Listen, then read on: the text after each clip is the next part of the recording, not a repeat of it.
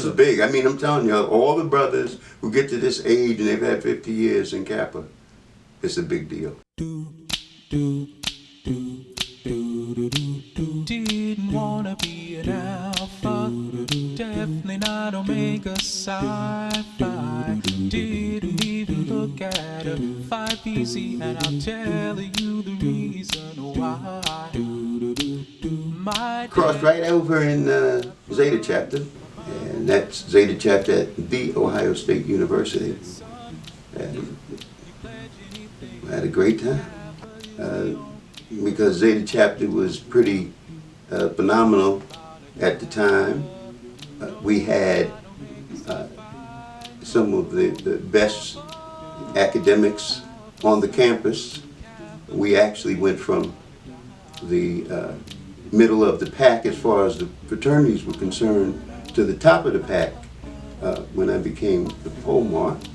I crossed in December of 1968 at Beta Zeta. That's on the campus of Alabama State University in Montgomery, Alabama. Just, when I got on campus, just the way the brothers of Kappa Alpha Psi, the way they carried themselves, it was an organization that looked like something that I wanted to be a part of. So I started researching a little bit more, found out, it really is founded based on achievement, which is really what I was about at that time. I crossed in November 1969, Delta Kappa, Milwaukee, Wisconsin. I went to a predominantly white school, Valparaiso University. I was the first black engineering graduate back in 1970, and a black student lead on campus. And of course we didn't have a chapter on our campus, all white school. So times passed, and then so when the summer came around in my junior year, I said, you know what, I think I'm going to try to find some place to pledge over the summer. So I went home to Milwaukee, and Milwaukee School of Engineering and Marquette University had a chapter. So we talked, it was an undergrad chapter, so we talked to them and several other kids who'd gone to predominantly white schools. We were all friends, stuff like that, so we formed a line. Not very hard, I said, hand me down. We had several demonstrations on campus. Several of the brothers were demonstrating in the civil rights movement, not in the official civil rights movement, but on campus. And in fact, several brothers got arrested. Yeah, it's funny because it looked like we've gone full circle. I mean, we're fighting the same battles that we were fighting back then. I mean, the entire 7th of Montgomery March, which I was a part of back in 1963, it was about voting rights. And now here we are again, 60 years later, and they're still trying to strip us of the right to vote. And what's funny now, when I went back to the university, I hadn't been back there in 50 years because it was very arduous at that time. The town was very racist. They had signs up, niggas do not get off the bus here. Those kind of things. The professors were hostile. The professor called me and another African student in the class one day. He says, "Black, I want to see you and Inga Musisi in my office after class." He says, "Close the goddamn door." He says, "You niggas got no business trying to be engineers." So I had a young brother who was guiding me around who happened to be a young noob. So they got a chapter at Valparaiso now.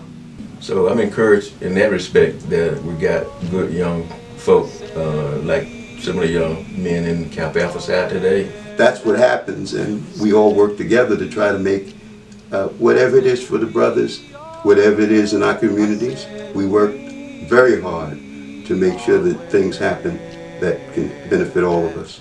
That's how you keep something going on in perpetuity. That's how you get the legacy. When I finally crossed the burning sand, man, that was such a relief.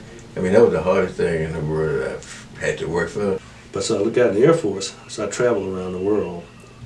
And so I always had my Kappa suit on, my ring that's got KSI on it, and you talk.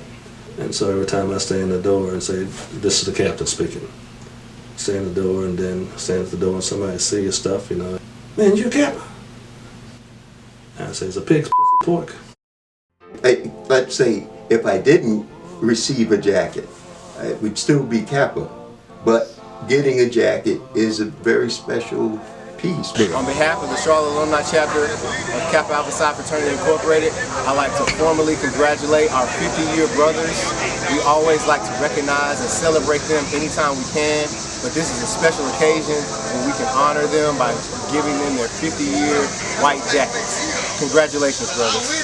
A source of our delights and joys, and My son's a Kappa, by the way, and so he's my legacy.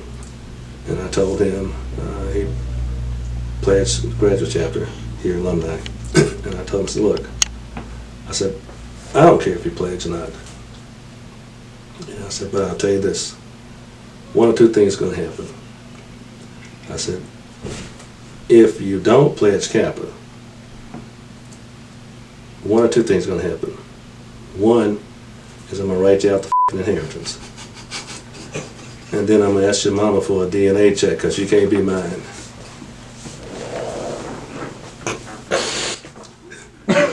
So I told him, I said, boy, because I mean,